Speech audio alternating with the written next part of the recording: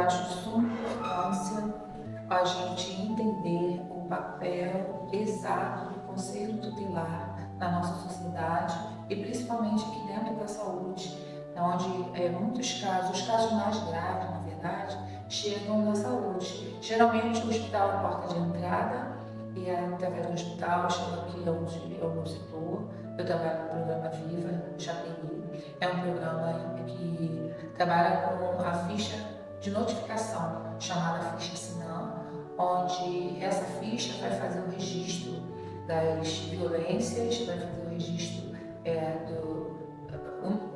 dos endereços, né, os bairros, e é uma ficha bem completa, os tipos de violências, quem cometeu as violências. Dentro da ficha a gente tem também o motivo da violência, quando a gente consegue identificar, né? E a criança ou adolescente, ela é vulnerável. Então, ela está sempre precisando do nosso acolhimento, do nosso apoio. E assim, o conselho tutelar é de suma importância, né? Onde surgiu a partir do ECA e ele vem para somar, ele precisa vir para somar. A gente precisa muito dele, assim como o conselho tutelar também precisa muito da área da saúde. Né? Como psicóloga de formação, eu entendo que as violências elas deixam marcas profundas. Em especial, não que as outras não deixam também, mas em especial a violência sexual. E a criança e adolescente muitas vezes não consegue nem identificar, ela não consegue nem falar, dependendo da idade, dependendo da situação. Às vezes tem casos de adolescentes de 14 anos, 13, às vezes 12, que foram a vida toda abusados. E ele não entende, porque começa tudo com uma brincadeira, começa tudo com um assédio, com afetividade, porque é outra questão muito importante que a gente tem, nosso público-alvo, né? Não são pessoas de fora, não é o bicho-papão, não é o homem do saco, nem a loira do banheiro. Geralmente é o pai, o padrasto, o tio, o amigo da família, ou um primo, né? Pessoas próximas à criança, que ganham a confiança da criança e a confiança da família também.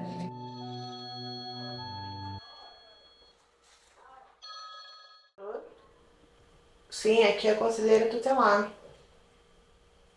Ah, sim. Aham. Já tô indo, pode deixar. Éramos uma família, como todas, muito felizes. Um belo dia, ele começou a fazer ligações para a minha enteada do meio. Ele pediu a ela uma foto dela nu. E ela ficou bem nervosa. Aquele dia foi um dia muito difícil e eu decidi procurar uma ajuda. Lembrei de uma amiga que tinha no conselho tutelar, liguei prontamente, ela me atendeu e me explicou como que fazia, e eu disse que tinha a prova e nós marcamos. Não é um processo fácil, mas que surge efeito. Quando eu cheguei lá, a conselheira nos atendeu junto com uma outra conselheira, nós conversamos, nós choramos. Eu precisei pegar a menina da escola escondida do pai, porque o pai não ia acreditar, e chamei a irmã mais velha, que já tinha presenciado, e foi comigo, com o adolescente. Nós conversamos, contamos tudo que a gente tinha para contar, e naquele dia ainda não foi resolvido. Precisamos voltar outro dia para que a adolescente fosse ouvida pela psicóloga. Ela foi ouvida pela psicóloga, nós conversamos, tudo foi exposto. Então eu conversei com a conselheira e ela falou que nós precisávamos ir fazer um boletim na delegacia, né? E nós fomos para a delegacia. Depois ela foi e veio na minha casa contar pro pai, porque a gente não tinha coragem de contar por medo, muito medo dele não acreditar. Ela conversou com ele, ele num primeiro momento ficou meio tonteado, a princípio acreditando e não acreditando, causou um choque porque era o melhor amigo dele, que o mundo dele caiu naquela hora. E ele foi levado até a delegacia. Chegou na delegacia, foi tomado os depoimentos meu, da irmã, do pai, e nós viemos para casa, aliviados, porque a gente, enfim, tinha conseguido denunciar. Tivemos medo de represálias, porque ele foi chamado lá e ele negou tudo. E observem, ele disse que era algo que eu estava fazendo contra ele, porque culpava ele do término do casamento. Logo após esse temporal que passou, tudo veio à tona. através da denúncia que nós fizemos, outras e outras mulheres, meninas apareceram, várias pessoas. Mas não acabou por aí. Ainda tivemos audiências em outros lugares e 2 audiências onde as adolescentes foram ouvidas. Inclusive, que ele já tinha vindo de outro estado por estar assediando outras mulheres, por ter tocado numa criança de 10 anos. Então a gente realmente não sabia o quanto ele já fazia isso e o quanto ele era perigoso. Ele era o nosso amigo, uma pessoa que a gente jamais desconfiaria dele em hipótese nenhuma. E o mais profundo, não foi só assédios, não foi só telefonemas. Com outra pessoa, com outra adolescente, houve uma consumação. Então era uma pessoa mais perigosa do que a gente imaginava. Estava do nosso lado, comendo a mesma comida que a gente e confessando da mesma fé que a gente. Foi muito difícil. Mas nós, através da denúncia, nós vencemos. A importância do Conselho Tutelar, esse órgão que é de garantia de direitos. Infelizmente, nos deparamos com diversas distorções, uma delas quando nós vamos realizar a visita domiciliar, uma medida de proteção. Ao chegarmos na residência, muitas vezes somos vistos como aquele bicho-papão que vai tirar aquela criança daquela família, quando não é verdade. Nós chegamos justamente para cumprir as medidas de proteção, garantir àquelas crianças o que elas precisam. E nós estamos aqui para trazer esse esclarecimento, que o Conselho Tutelar não é esse órgão punitivo, não é esse órgão assustador, muito pelo contrário, é a porta de entrada para garantir os direitos de nossas crianças e adolescentes. A autonomia do Conselho Tutelar, quando diz respeito a isso, que autonomia é essa que nós temos? É que quando nós somos comunicados, nós vamos avaliar, não é sozinho. O Conselheiro Tutelar nunca trabalha sozinho, por isso que você vai ouvir muito aqui falar o Conselho Tutelar, nós somos um órgão colegiado. E quando aquele colegiado, ele senta, ele se reúne, ele se debruça sobre aquela situação, ele vai avaliar qual é a melhor medida que vai ser aplicada. Ele vai aplicar as medidas para que aquele direito volte a ser restabelecido. Ao longo do tempo, eu acho que criou muito essa fantasia do bicho-papão, né, no Conselho Tutelar, né? É o bicho-papão. Não. Ele vai cumprir, fazer valer o direito da criança e do adolescente. Só que o órgão executor, que é a Secretaria de Assistência, daí a parceria também da Secretaria, Conselho Municipal dos Direitos da Criança e Adolescente, que é fundamental, que fica meio esquecido também, e o Conselho Tutelar. Então, assim, quem faz a execução, que é o órgão técnico, é a assistência. E o Conselho Tutelar ele dá esse suporte. Agora, claro que em casos de denúncia, flagrante, eles têm um poder muito maior de atuação do que a Secretaria. Mas, assim, é quando a gente começa a entender melhor os papéis.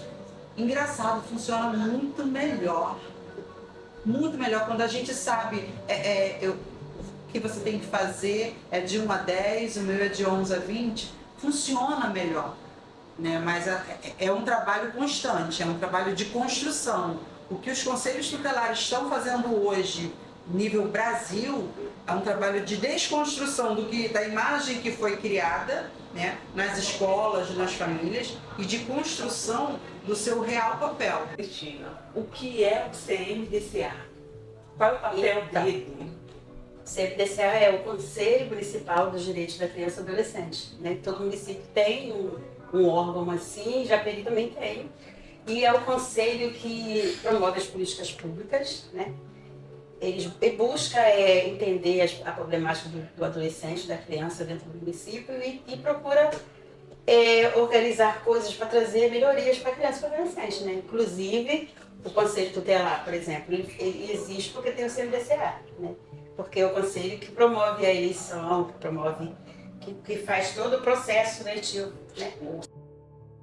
Então, o papel do CREAS é de ser esse braço também do Conselho Tutelar com relação ao direito da criança, né? O CREAS pode orientar a família, o CREAS pode fazer o acompanhamento daquela família e ter esse papel de realmente orientar sobre os direitos da criança para que não chegue a uma demanda de Conselho Tutelar. O acolhimento se faz de que forma? A gente recebe se dá um acolhimento para poder preparar essa adequação, esse momento, e eles vêm provindos muitas das vezes por violências e violações desses direitos, né? E que aqui a gente procura de que forma? De uma forma mais efetiva, mais gradativa, porque isso acontece aos poucos pela vivência que teve anterior ao acolhimento, fazer com que essa criança, esse adolescente, se reconheça enquanto indivíduo, né? Se veja numa situação que ele é um sujeito de direitos, também de deveres, e que a gente possa resgatar tudo aquilo que foi perdido e que foi violado anteriormente à chegada dele ao acolhimento. Por quê? Porque como a maioria sabe, outros não, o acolhimento é a última instância. Então tem que ser feito um trabalho anterior para que não ocorra o acolhimento dessa criança, desse adolescente. Assim, experiência que eu ouço muitas das pessoas às vezes me fazer uma visita, alguma coisa, ou me abordam na rua, aí eu vou ter que trazer o meu filho para conhecer o abrigo, para ele ver como é que é a vida. Aí eu brinco. Cuidado, que se ele trouxer aqui no nosso, pode ser que ele não queira sair. Por quê? Porque a gente tenta fazer, a gente faz com que a gente resgate esse ser humano que é essa criança, humanizando, que a gente mostra para ele, como eu falo, ele é um sujeito de direitos e deveres. Então, assim, as violações que aconteceram, a gente, da melhor forma possível, tenta fazer com que não se repita e que ele saia daqui de uma forma diferente. E aí essa família, que tem o pavor do conselho, que tem essa questão do acolhimento, muitas vezes se perde. Por quê? Porque procura o conselho numa questão, achando que é o bicho-papão de punitiva, e a história acaba se perdendo. Por quê? Porque muitas vezes essa criança é retirada. Então, quando se suspende esse poder familiar desse pai, dessa mãe, dessa avó, já abre outros leques, que aí já tem juizado, já tem Ministério Público, tem todas as outras questões, e que aquela pessoa, por não conhecer, cria muitas vezes uma situação.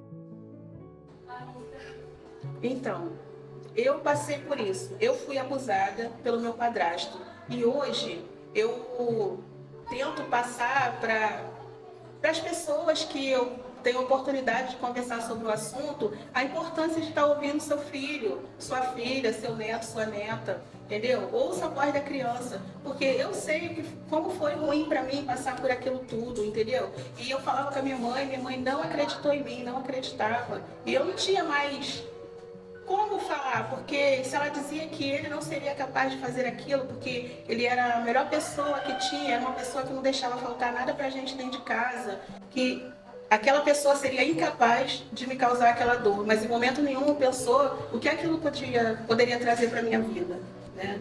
O que aquilo ali poderia estar me causando.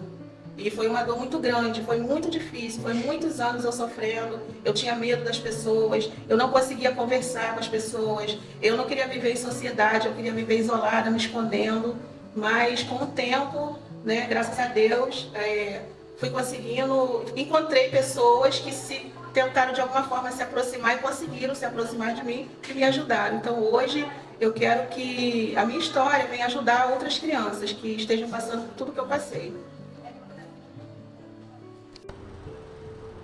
É importante citarmos muitas informações para conscientizarmos a nossa população, a nossa sociedade. E uma delas é entender que existe ainda o senso comum, existe ainda um mito sobre o conselho tutelar. E um desses mitos é entender que o papel do conselho tutelar é desmistificar esse mito, na verdade. Que o papel do conselho tutelar, é de proteção. É, na verdade, de zelar pelos direitos da criança ou adolescente. E zelar por esses direitos é quando a gente identifica, através de alguma denúncia, através de algum relato, através do próprio conselho tutelar, quando há uma denúncia espontânea, telefonemas, ou um caso de emergência, e que a gente identifica que há um risco iminente dessa criança. Então o conselho tutelar precisa aplicar medidas, ou seja, ele precisa atuar para proteger essa criança ou adolescente. Na verdade, a escola é o primeiro ambiente que a criança frequenta fora do núcleo familiar. E ali ele sai do ambiente da casa dele, de quatro paredes, e ele vai conviver com um mundo muito mais amplo. São várias crianças, são vários professores, são vários profissionais. Então ele se depara com um mundo muito maior. Isso às vezes assusta, mas isso às vezes também facilita. a criança, por exemplo, o professor, né, a figura do professor, a criança quanto menor, quanto mais nova, mais ela tende a se apegar ao professor.